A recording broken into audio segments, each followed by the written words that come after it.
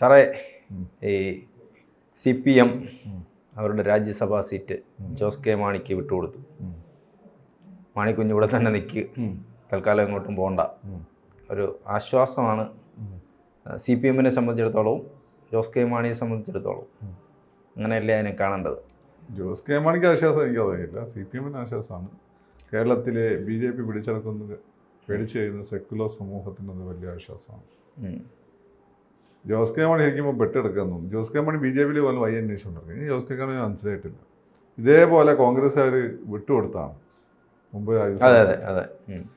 അപ്പോൾ അന്ന് നമ്മൾ വിചാരിച്ചു ഇയാൾ UDF-ൽ ഓഫീസിൽ പോയി. ഇയാളൊന്നും ഇയാളൊരു ആഗ്രഹം ഒരു കേന്ദ്ര മന്ത്രിസ്ഥാനമാണ്. അച്ഛനെ പോലെ മുഖ്യമന്ത്രി സ്ഥാനമാണോ? മുഖ്യമന്ത്രി സ്ഥാനം മുമ്പേക്കില്ല. ഇല്ല. ഇവർക്ക് കേന്ദ്രമന്ത്രിയാണോ? അതിനിപ്പം CPM-ന് കൂടെ വല്ല കാര്യമുണ്ടോ? അതിന് വേണമെങ്കിൽ എന്ത് ചെയ്യണം? അല്ല, CPM-ന്റെ കൂടെ ഇന്ത്യ മുന്നണി അധികാരത്തിൽ വന്നാൽ കേന്ദ്രമന്ത്രിയാകാൻ. ഇന്ത്യ മുന്നണി അധികാരത്തിൽ വന്ന് കോട്ടയത്ത് ജയിച്ചിട്ടുണ്ട്.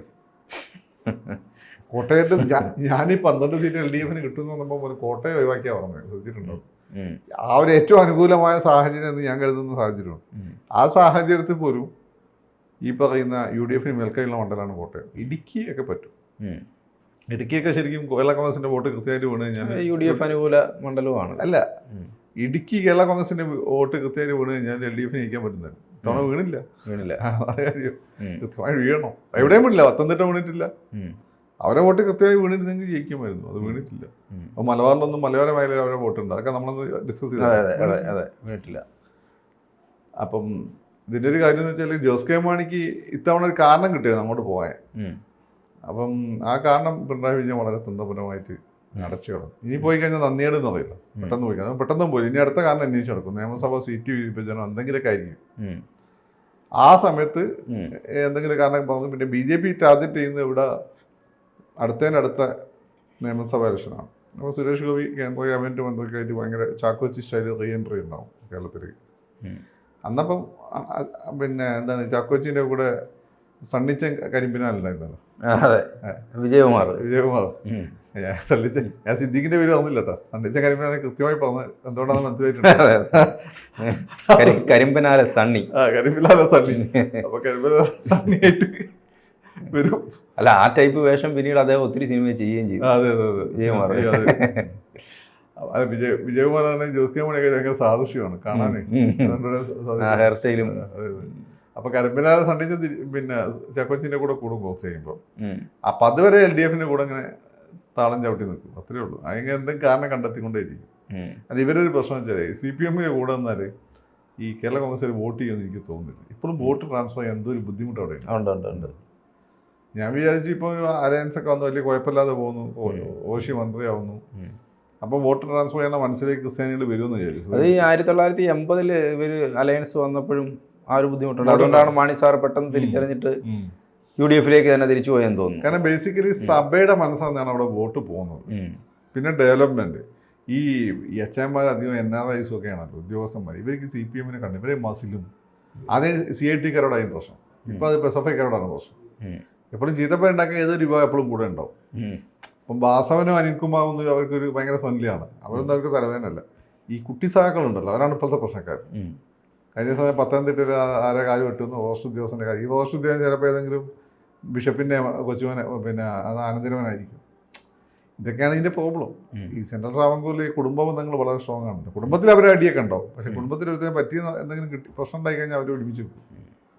ഇതിനകത്ത് ഇപ്പോൾ ഇദ്ദേഹം 2 സീറ്റാണ് 3 സീറ്റാണ് മൊത്തത്തിലുള്ളത്. ഒരെണ്ണം CPI-ക്ക്, ഒരെണ്ണം CPM-ന് എടുക്കാം. CPI വാശി പിടിച്ചു, ഞങ്ങളുടെ സീറ്റ് ഞങ്ങൾ വിട്ടു തരില്ല എന്നുള്ളത് വാശി പിടിച്ചു. CPM ആണ് ത്യാഗം ചെയ്ത പാർട്ടി. അപ്പോൾ ഈ ത്യാഗം എന്ന് പറയുന്നത് എല്ലാവർക്കും മനസ്സിലാകുന്ന ഒരു കാര്യം, ജോസ് കെ മാണി അപ്പുറത്തേക്ക് പോകും, BJP പാളയത്തിലേക്ക് പോകും. അപ്പോൾ എന്നാൽ പിന്നെ പിടിച്ചു നിർത്താം എന്നുള്ളത് തന്നെയല്ലേ? അതിനെ അപ്പുറത്തേക്ക് പിടിച്ചു നിർത്താൻ എന്നുള്ളത് തന്നെയാണ്. പക്ഷെ എത്ര കാലം പിടിച്ചു നിർത്തുന്നല്ല. ഇപ്പം ജോസ് കെ മാണിക്ക് കിട്ടിയ സുവർണാവസരം കളഞ്ഞു. ഇപ്പം പിണറായി വിജയൻ്റെ പണ്ടത്തെ പിണറായി വിജയനാണ് CPI-ക്കാരുടെ പോയി പണിയൊക്കാൻ മതി. ഇപ്പം ക്ഷീണം പറ്റിക്കുന്നത് ആയതുകൊണ്ടാണ് ചെയ്യാത്തത്. പ്രത്യേകിച്ച് ഈ വിനയ വിഷയത്തിനൊന്നും എനിക്ക് തോന്നുന്നില്ല പിണറായിക്ക് വലിയ താല്പര്യമാകുന്നു. കാനത്തിന് ഇഷ്ടമായിരുന്നു. ആദ്യം ഒരു അപ്രജൻഷൻ ഉണ്ടായി, പിന്നെ ഇഷ്ടമായിരുന്നു. കാരണം ഇവരെ ഉള്ളിൽ കൂടെ കുത്തുന്ന സ്വഭാവം ഉണ്ടല്ലോ CPI-ക്കാർക്ക് പണ്ടേ. അത് CPM-ന്റെ ഏറ്റവും വലിയ പ്രശ്നം. ഘടകകക്ഷികൾ ഉള്ളിൽ നിന്ന് കുത്തും. ഈ LDF-ന് ഒരു ഘടകകക്ഷിക്കും CPM-ന് ഇഷ്ടമല്ല. എനിക്കൊന്ന് ആകപ്പാട് ഇപ്പം NCP-കാർക്ക് ഇഷ്ടമുണ്ടെന്ന് തോന്നുന്നു.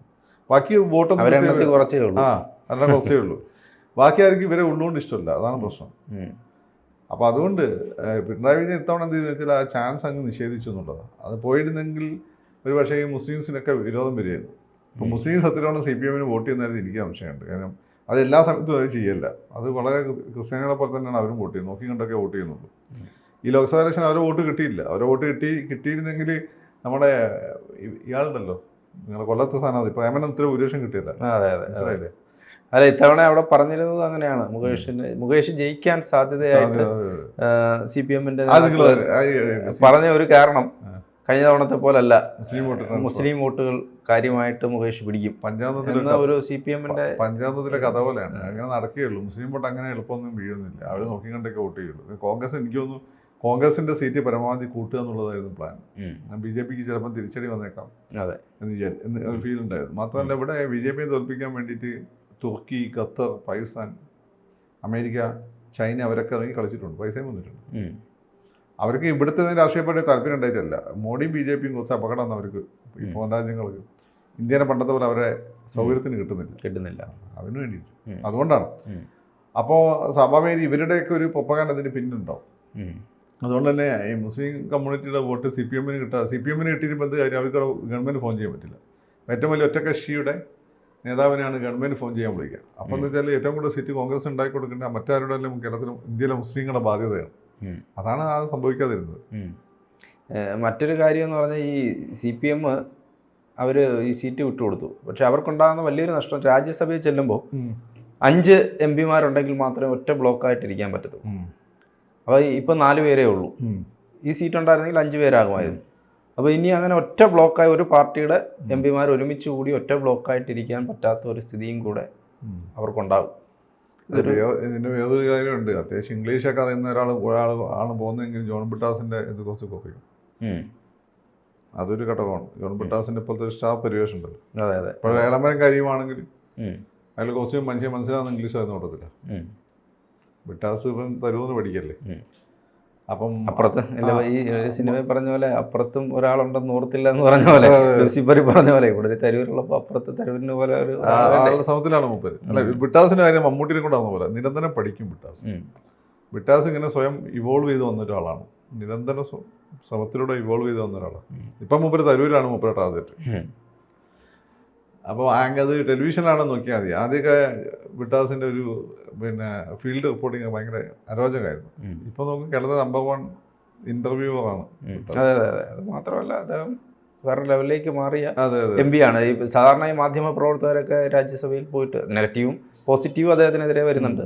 പക്ഷെ എന്നാൽ പോലും അദ്ദേഹം ശ്രദ്ധേയനായി എന്നുള്ളതാണ്. അല്ല, അത് ശ്രദ്ധേയം. ഇപ്പോൾ തമിഴ്നാട്ടിലൊക്കെ തന്നെ ഇപ്പോൾ മഹുവ മൊയ്ത്തറല്ലേ, അവരെ പോലെ ഒരു റെക്കഗ്നൈസബിൾ ഫേസ് ആയിട്ട് മാറിയിട്ടുണ്ട് പ്രതിപക്ഷത്തിന്റെ ജോൺ ബ്രിട്ടാസ്. ഇപ്പം ഈ ആകെപ്പാട് പ്രശ്നം ഈ ഉത്തരേന്ത്യയിലൊക്കെ ജോൺ ബ്രിട്ടാസ് എന്ന് പറഞ്ഞ ആളുകൾ മൈൻഡ് ചെയ്യല. ജോൺ ബ്രിട്ടാസ്, ഓസ്കാർ ഫെർണാണ്ടസ്, സോണിയ എന്നും പറഞ്ഞാൽ ഉത്തരേന്ത്യക്കാർ മൈൻഡ് ചെയ്യല്ല. അതൊരു ഘടകമാണ്. അതേ ഒരു പ്രശ്നമുള്ളൂ. അതർവൈസ് ജോൺ ബ്രിട്ടാസ് മികച്ച പാർലമെന്ററിയനാണ്. പിന്നെ എല്ലാ കാര്യത്തിനും അത് ഇടപെടും. സുരേഷ് ഗോപിന്റെ കയ്യിൽ നിന്നൊക്കെ മേടിച്ചു കൂട്ടുന്നു വരും. അത്രേ ഉള്ളൂ. അതർവൈസ് എന്താ നല്ല പാർലമെന്ററി. നമുക്ക് ഈ ജോസ് കെ മാണിയിലോട്ട് തന്നെ വന്നാൽ ഇവരെ സംബന്ധിച്ച് അടുത്ത ഒരു ഘട്ടത്തിൽ ഈ ഇപ്പോൾ CPM-ന്റെ സീറ്റ് രാജ്യസഭാ സീറ്റ് വാങ്ങിക്കുന്നു. ഇനി ഏതെങ്കിലും ഒരു ഘട്ടം, പണ്ട് അദ്ദേഹം പോയിട്ട് പകുതിക്ക് വെച്ചിരിക്കുന്നത് രാജിവെച്ചെന്ന് തോന്നുന്നു. UDF-ന്റെ സീറ്റ് വാങ്ങിച്ചിട്ട് രാജിവെച്ചിട്ട് വീണ്ടും അപ്പം അത്തരം ഇനി അതോ നമ്മളിങ്ങനെ പറയുകയാണ് അദ്ദേഹം പോവും നമുക്ക്. അപ്പോൾ അങ്ങനെ പോയാൽ ഈ seat CPM നഷ്ടോ? Anything and everything is possible for Kerala Congress എന്നാണ്. അപ്പോൾ നാളെ BJP-ക്കാർ ഇവിടെ നിന്ന് കോട്ടയം ഉറപ്പായും ജയിപ്പിച്ചു കൊടുക്കുക എന്നൊക്കെ പറഞ്ഞാൽ അങ്ങനെ രാജ്യം ചെന്ന് അവിടെ കോട്ടയത്ത് മത്സരിക്കും, മന്ത്രിയാവും. മൂപ്പർക്ക് ഈ ഒരു ആഗ്രഹമുണ്ട് മന്ത്രിയാവുന്നുള്ളത്. പിന്നെ ഞാൻ പറഞ്ഞില്ലേ, ബേസിക്കലി അവിടെ സഭയുടെ താല്പര്യം നോക്കുക. സഭ BJP ആയിട്ട് ഭയങ്കര ഹാപ്പിയാണ്. ഇപ്പോൾ സുരേഷ് ഗോപിയുടെ വിജയത്തിന് സഭയ്ക്ക് വലിയ പങ്കുണ്ട്. അതിനുള്ള ഒരു അംഗീകാരം കൂടിയിട്ടാണ് ഇത്രയും കാലം കുര്യൻ ഇവിടെ ഉണ്ടായിരുന്നില്ല. ഈ അൽഫോൻസ് കണ്ണന്താനത്തിന് മുമ്പ് കുര്യൻ ഇവിടെ ഉണ്ടല്ലോ. അപ്പം അന്ന് കുര്യൻ കൊടുത്തുകൂടായിരുന്നു, കൊടുത്തില്ലല്ലോ. അപ്പം അത് കൊടുക്കാൻ കാരണം എന്ന് വെച്ചാൽ സഭയുടെ മനസ്സാന്നിട്ട്. അപ്പൊ സഭ ഇപ്പോൾ ഏതാണ്ട് BJP-യെ സ്വീകരിക്കാൻ പൊപ്പയുടെ നിൽക്കണം. അല്ല, വേറെ കാര്യമുണ്ട്. സഭ നമുക്ക് അതും കൂടെ പറഞ്ഞത്, ഇനിയിപ്പോൾ ഡയറക്റ്റ് സഭയ്ക്ക് നേരിട്ട് ഇപ്പോൾ ജോർജ് കുര്യൻ ക്രിസ്ത്യാനിയാണ്, അപ്പോൾ എന്തെങ്കിലും കാര്യം ഉണ്ടെങ്കിൽ കേന്ദ്രത്തിലേക്ക് ജോർജ് കുര്യൻ വഴി, മറ്റേത് ഇടനിലക്കാർ വേണം, മന്ത്രിമാരെ കാണണമെങ്കിൽ ആരെങ്കിലും, ഇതിപ്പോൾ നേരെ പിതാവിനെ ജോർജ് കുര്യനെ വിളിക്കാമല്ലോ. അതെ അതെ അതെ. മാത്രമല്ല ഒരു ഹോട്ട്ലൈൻ മോഡി തന്നെ ഉണ്ടാക്കി വെച്ചിട്ടുണ്ട്. എനിക്ക് അമിത്ഷാണ് കുറച്ചുകൂടി സ്ട്രിക്റ്റ്. അമിത്ഷാ എന്ന് വെച്ചാൽ മോഡി ഇവരൊക്കെ കോപ്പറേറ്റ് ചെയ്ത് പോകണമെന്ന് പറയുമ്പോൾ അമിത്ഷാ ആദ്യം അവർ ഡെലിവർ ചെയ്യട്ടെ. അമിത്ഷാ അങ്ങനെ ടൈപ്പാണല്ലോ അവർ. അപ്പോൾ അമിത്ഷാ ഇപ്പം എന്ന് വെച്ചാൽ അവർ ഡെലിവർ ചെയ്ത് കാണിച്ചു കൊടുത്തു. തൃശ്ശൂർ ഇത്രയും വലിയ ഭൂരിപക്ഷം കിട്ടുന്നത് ട്രാൻസ്ഫർ ആയിട്ടുണ്ട്. അപ്പോൾ സ്വാഭാവികം അമിത്ഷായും സന്തോഷമുണ്ടോ. മാത്രമല്ല ഈ സിറിയൻ ക്രിസ്ത്യാനികളെ കൊണ്ട് മറ്റു ശല്യമില്ലാന്ന്. സിറിയൻ ക്രിസ്ത്യാനികളെ കൊണ്ട് നിങ്ങൾ ലാറ്റിൻ ക്രിസ്ത്യാനികളെ കൊണ്ട് വലിയ ശല്യമല്ല. നിങ്ങൾ മതപരിത്വത്തിന് പോകുന്നില്ലല്ലോ. നല്ല മനുഷ്യരാ. മതപരിവർത്തനം RSSന്റെ പ്രശ്നം മതപരിവർത്തനമാണ്. അത് പെന്തക്കോസ്റ്റ് CSI സഭകളെ ആ പ്രശ്നമുള്ളൂ ഇന്ത്യയിൽ. പിന്നെ ഈ പറയുന്ന സെവൻത് അഡ്വഞ്ചേഴ്സ് എന്ന് പറഞ്ഞ സഭകളുണ്ടല്ലോ, കുട്ടി സഭകൾ, ന്യൂ ജനറേഷൻ സഭകൾ, അവരെ കൊണ്ടേ അവർക്ക് പ്രശ്നമുള്ളൂ. അതായത് സിറിയൻ ക്രിസ്ത്യാനി നമ്മളെ സംബന്ധിച്ച് ഞായറാഴ്ച ഇത്തിരി ബീഫും കപ്പയും കഴിക്കും. അത്രേ ഉള്ളൂ. പിന്നെ ആദ്യം പള്ളിയിൽ പോകണം. ലാറ്റിൻ ക്രിസ്ത്യാനികളെ കൊണ്ടോ സിറിയൻ ക്രിസ്ത്യാനികളെ കൊണ്ടോ RSSന് കുഴപ്പമൊന്നുമില്ല. നിങ്ങൾ ആളെ കൂട്ടാൻ നടക്കുമ്പോഴാണ് ഈ പ്രശ്നം. അപ്പം അതുകൊണ്ട് കേരള സഭയായിട്ടുള്ള ബന്ധം ശക്തിപ്പെടാനാണ് സാധ്യത. ലാറ്റിൻ സഭയ്ക്ക് കുറച്ചുകൂടി അപ്രിഹെൻഷൻ ഉണ്ട്. സോണിയാഗാന്ധി നമ്മുടെ ആളാണല്ലോ. അതിൻ്റെ ഒരു പ്രശ്നമുണ്ട്. അതിപ്പോൾ അടുത്ത് നോക്കിക്കോളൂ. ഓക്കെ.